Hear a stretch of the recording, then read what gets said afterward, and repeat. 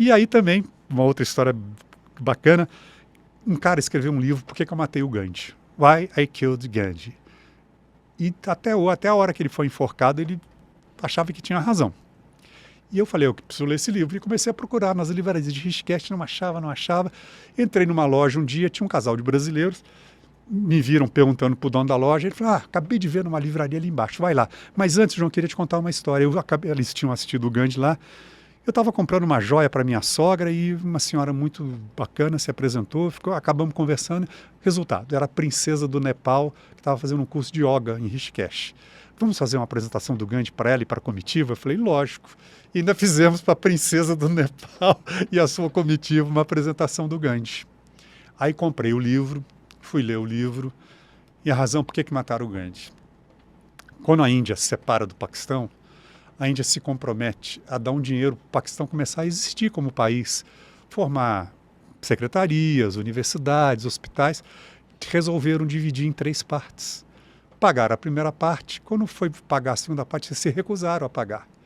O Gandhi vai para o parlamento e fala, gente, nós nos comprometemos a fazer 3 prestações para o Paquistão existir como país.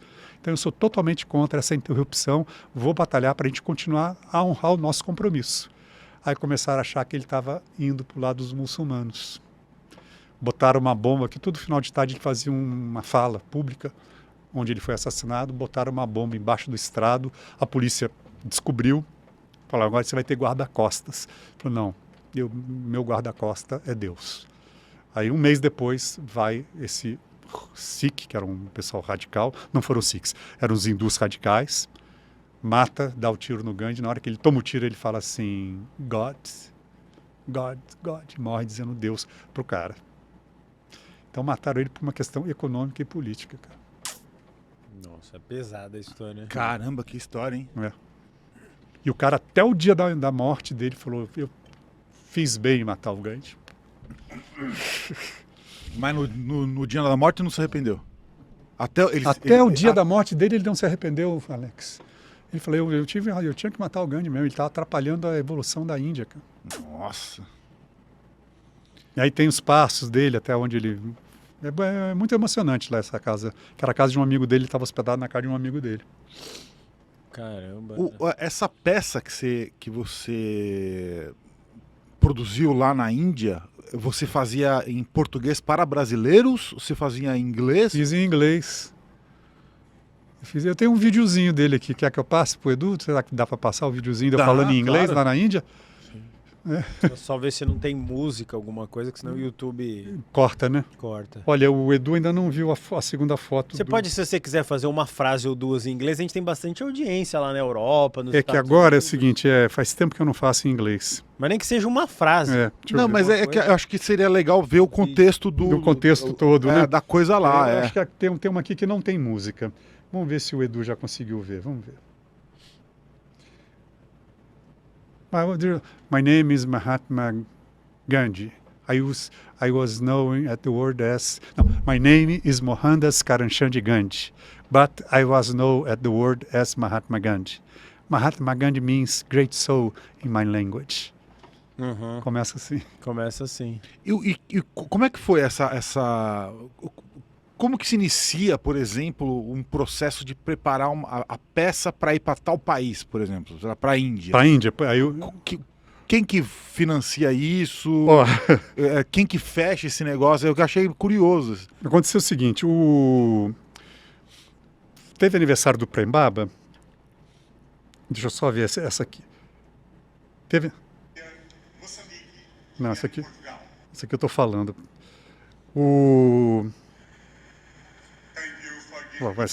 Acho que ele tá lendo a carta da mulher dele, que é muito bonita. Eu vou mandar para o Edu. Edu disse que já mandou a segunda foto. Então estou mandando aqui para o Edu.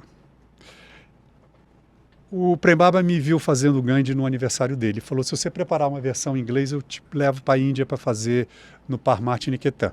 Espera, o Prem Baba? Prem Baba. A turma dele me contratou para fazer o Gandhi no dia do aniversário dele. Tá. Aí me apresentei em português aqui no Brasil e tal. Tá. E ele gostou tanto e falou, olha, se você preparar uma versão em inglês, eu te levo para a Índia. tem um festival de yoga internacional que já existe há 23 anos, do Parmat Niketan. E aí me levou. Eu preparei a versão, me levou, fiz uma apresentação no ashram dele, depois ia fazer lá no ashram onde os Beatles compuseram o álbum branco, mas não tinha equipamento de som. Não conseguimos fazer. Caramba, Esse é maravilhoso. cada história, hein? Isso é maravilhoso. Caramba, Imagina fazer... é o Prem Baba, é o Dalai Lama, é o... Beatles, onde os Beatles compuseram o álbum branco, isso é uma loucura. E aí, eu comprei a passagem e pedi para o João Mores, que é um dos professores da Palas Athena, que é tradutor profissional de inglês, para preparar o texto em inglês. O João Mores preparou e me deu o texto.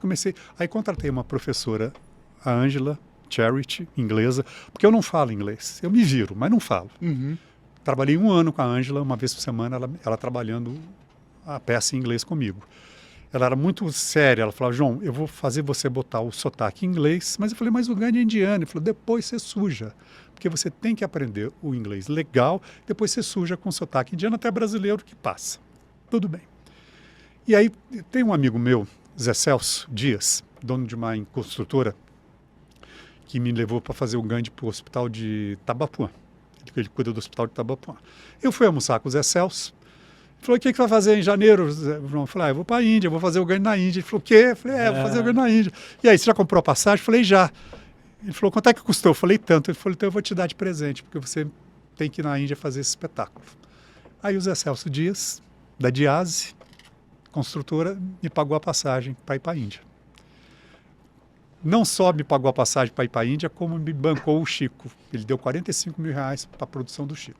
Caramba. Então, fomos para Rishikesh, Alexandre, e aí levei o cenário, levei tudo, e aí estreiei lá em inglês. Acho que ele deve ter chegado. Quanto tempo que durou essa empreitada lá na Índia? Na Índia?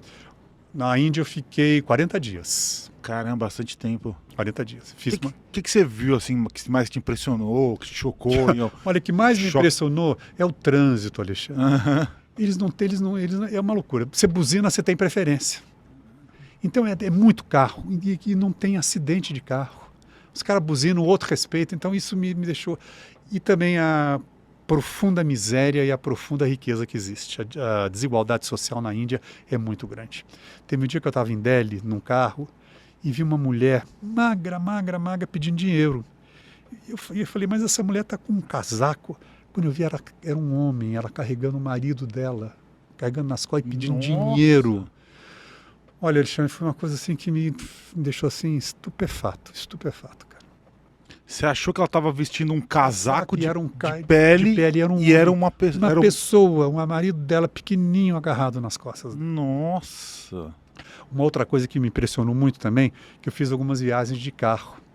Então, por exemplo, entre uma cidade como se fosse entre São Paulo e Rio, se você anda essa distância na Índia, não tem vazios. Pequenas propriedades, o tempo inteiro gente trabalhando, produzindo arroz, coco. Então, você vai andando, tem sempre gente. Então, isso me impressionou muito. Pequenas propriedades, que é muita gente para alimentar, muita gente para vestir. E a amorosidade, né, do povo indiano, que dentro de toda essa miséria tem uma parte deles que são muito amorosos, muito altamente espiritualizados. É impressionante. Assim, você se adaptou mais ou menos bem com a rotina lá? De primeira, eu cheguei em casa, Alexandre. Passei mal no primeiro dia, porque a gente ficou num hotel e o café da manhã tem pimenta, tem coisas apimentadas. E eu já comi uma coisa muito forte. No segundo dia tive um pouquinho de desinteria. Mas passei uma manhã toda no hotel e depois não tive mais nada. Me senti à vontade, em casa. O barulho não me incomodava. Parecia que eu estava... Buzina não me incomodava. Parecia que eu estava encontrando os meus ancestrais. Que interessante. Teve um dia em Rishikesh que eu estava andando na beira do Ganges, nas pedras. Estava com o Paulinho, menino de Franca. Falei, Paulinho, parece que eu já andei aqui nesse lugar. Ele falou, eu também acho que eu já estive por aqui. Aí eu liguei para minha irmã em Cambuquira, falei, Ione, pergunta para o Brechó, que é o pai de santo que cuida de mim, que eu estou sentindo uma energia estranha aqui, pensando na minha mãe, na minha avó, estou vendo muito a minha avó aqui. Aí o Brechó falou, não, que o João está encontrando os ancestrais dele. Fala para ele aproveitar que ele está encontrando os ancestrais. Caramba, que incrível. Então foi muito forte, Alexandre, essa viagem. As duas vezes que eu fui para a Índia, foi muito forte. Eu andava à vontade lá, à vontade.